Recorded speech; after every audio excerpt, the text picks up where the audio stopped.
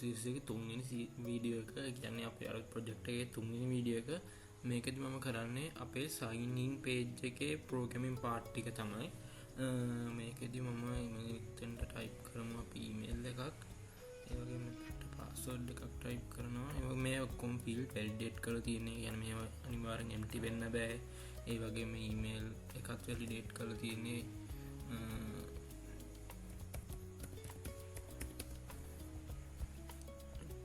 මේ විදිහට enter valid email address කියලා එනවා. මෙතන email එක validate කරපු නිසා ඒ වගේම තමයි password එකත් validate කරලා තින්නේ. කියන්නේ අඩුම දීප characters ගන්න ඒ වගේ ඒවා validation තියෙනවා මේකේ. ඒ වගේම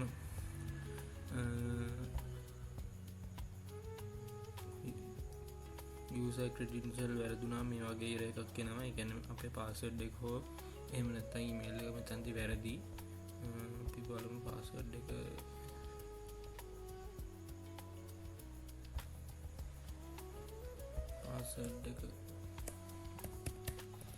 තමයි මම මෙතන type කරේ sign in successful redirecting කියලා පෙන්නනවා. ඒ විදිහට තමයි ඉතින් පස්සේ home page එකට එනවා. මේ විදිහට තමයි sign in එක program කරලා තියෙන්නේ. අපි බලමු මේකේ back end එක මොන වගේද කියලා. මේ තියෙන්නේ මගේ index file එක. ඒ කියන්නේ sign up form දෙකම තියෙන්නේ මේකේ. මම කලින් අර පළවෙනි වීඩියෝ එකේ design එක explain කරපු ඉතින් මේක පෙන්නුවා ඔයාලට. මේ තියෙන්නේ sign up form එක. ටියම් sign in form එකට හරි මේ තියෙන sign in form එක. මේකෙදී ඇත්තටම මම මෙතනට මෙන්න මේ විදියට input field වලට IDs තියෙනවා. sign in email කියලා email field එකට password එකත් ඒ වගේම sign in password කියලා ID එකක් දීලා තියෙනවා. මේ තමයි design එක. අපි බලමු ඒකේ functions කොහොමද හදලා තියෙන්නේ කියලා.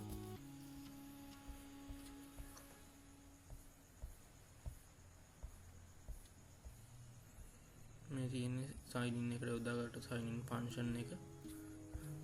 මේකෙදි මම email එක email කියලා අල්ලගෙන තියෙනවා variable එකකින්. ඔය password එක remember me එක ඒ වගේම sign in error message එක කියන්නේ error message display කරන variable div එකත් මේ විදිහට අල්ලගෙන තියෙනවා. ඒක වගේම මෙතනින් ඒකට class එකක් දීලා තියෙනවා hidden කියලා. remove hidden class එක remove කරලා තියෙනවා. මෙතෙන්දී javascript පැත්තෙන් වෙන validations ටික වෙලා තියෙනවා මෙතන. ඒ වගේම මෙතනින් අපේ email එක සහ password එක remember වෙයි වගේ ඒවල් form එකකට assign කරලා තිනවා. ඒ වගේ මේ form එක යවලා තියෙන post method එක හරහා login process කියන PHP file එකට මෙතෙන්දී අපි status එක සහ state එක check කරලා තමයි ඒක කරලා තියෙන්නේ. status එක 200ද කියලා බලලා තියෙනවා. ඒ වගේ මෙතනින් එන response text එක කියන අපි යවන request එකට response text එක success කියලා ආවනම් අපිට වෙන්න මේ විදිහට වෙන්න ඕන කියලා මේ මම program කරලා තියෙනවා. ඒ කියන්නේ ඒක එන message එක error message එක නෝ නිසා මම ඒක green color එකෙන් පෙන්වන්න කියලා ඒකට මෙන්න මේ වගේ එකක් දීලා තියෙනවා sign in successful කියලා. ඊට පස්සේ තප්පර 2000කින් කියන විනාඩි දෙකකින් මගේ මේක reload වෙනවා. page එක reload වෙනවා. ඒකෙන් home PHP එකට තමයි redirect වෙන්නේ. එහෙම නැති වුණොත් errors පෙන්වන්නේ මෙන්න මේ විදියට. අපි බලමු login process.php එකේ මොනවද තියෙන්නේ කියලා. මේ තියෙන මගේ login process.php කියන එක මුලින්ම session එකක් start කරලා තියෙනවා මෙතන. ඊළඟට මෙතනදී මම connection එක දාගෙන තියෙනවා. ඊට පස්සේ මම JavaScript වලින් send කරපු data ටික මෙතනින් අල්ලගෙන තියෙනවා variables වලින්. ඊට පස්සේ මෙතනදී මම validation ටික කරලා තියෙනවා. empty email එක empty නම් වගේ මෙතන back end එකේ validation ටික කරලා තියෙනවා. ඒ වගේම මෙතනදී මම check කරලා තියෙනවා user ගේ details ටික ඔක්කොම details ටික select කරගන්න අපිට email එකේ register කරලා තියෙනවා නම් ඒ user කෙනෙක් ඉන්නවද කියලා බලන්න තමයි මේකදී කරන්නේ. මෙතෙන්දී check කරනවා ඒ result set එකට කිසිම data එකක් තියෙනවද, ඒ කියන්නේ table එකේ එක row එකක්වත් තියෙනවද කියලා තමයි මෙතෙන් check කරන්නේ. එහෙම තියෙනවා නම් මෙතැදි ෆෙච්ච සොක්කක් දාලා තියෙනවා. එහෙම නැත්තං තම මෙතැන්ට මේ දාලා තියෙන්නේ එල්ස එකක් දාලා incorrect user credential please try again කියලා.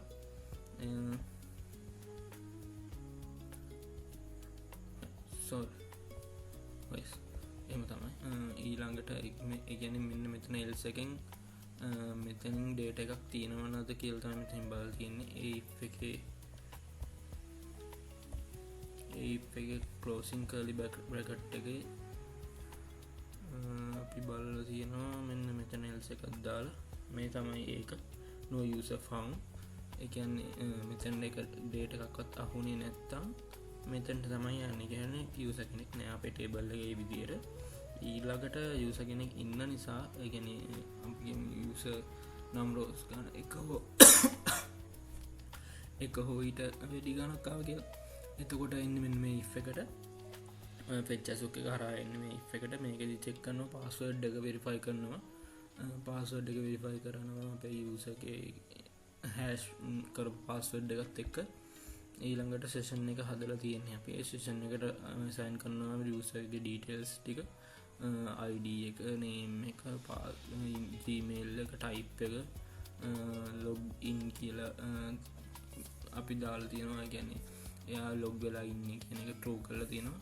ඊළඟට රිමෙම්බර් මී එකට තමයි මේ ටික දාලා තියෙන්නේ. රිමෙම්බර් මී ඔප්ෂන් එකට රිමෙම්බර් මී ටෝකන් කියලා මම මේ වේරියබල් එකක් හදලා ඒකට හෙක්ස වැලියු එක මෙතන ජෙනරේට් කරගෙන තියෙන ඔටෝමැටික් secure random token එකක් විදියට. ඊළඟට ටෝක් හැෂ් කියලා ටෝකන් හැෂ් එක මම මෙතනදී හදලා තියෙනවා. ඊළඟට ඒකටත් මම හැෂ් කරලා තියෙන්නේ පාස්වර්ඩ් හැෂ් කියන එකෙන්. ඊළඟට මෙතන එක්ස්පයර් ඩේට් එකක් මම සෙට් කරලා තියෙනවා 30 days වලට. ඒ රිමෙම්බර් මී ඔප්ෂන් එකට තමයි ඒක එක්ස්පයර් ඩේට් එක තියෙන්නේ. ඊළඟට මම මෙතනදී ඩේටාබේස් එකට ඉන්සර්ට් කරලා තියෙනවා රිමෙම්බර් ටෝකන්ස් කියන ටේබල් එකට මෙන්න මේ ඩීටේල්ස් ටික. ඒ වගේම මෙතනදී මම කුකී එකක් සෙට් කරලා තියෙනවා රිමෙම්බර් මී ටෝකන් එකත් එක්ක. ඒකත් 30 days තමයි මේ විදිහට සෙට් කරලා තියෙන්නේ. එහෙම නැත්තම් කියන්නේ ටික් කරලා නැත්තම් රිමෙම්බර් මී එක true කියලා මෙතනදී තියෙන කුකීස් ටික ඩීලීට් කරලා දානවා ඔක්කොම. ඒ වගේම මේ ප්‍රොසෙස් එක සක්සස් නම් මෙතන එක සක්සස් එකක් වෙනවා. එහෙම නැත්තම් ඒ කියන්නේ එන්ටර් කරපු යූසර් නේම් පාස්වර්ඩ් වැරදි නම් මෙතන incorrect user credential please try again කියලා එකක් එනවා. මේ විදිහට තමයි මගේ user sign in එක උනේ. අපි ඊළඟ වීඩියෝ එකෙන් බලමු user sign in process එකේ remember me option එක කොහොමද හදන්නේ කියලා. thank you.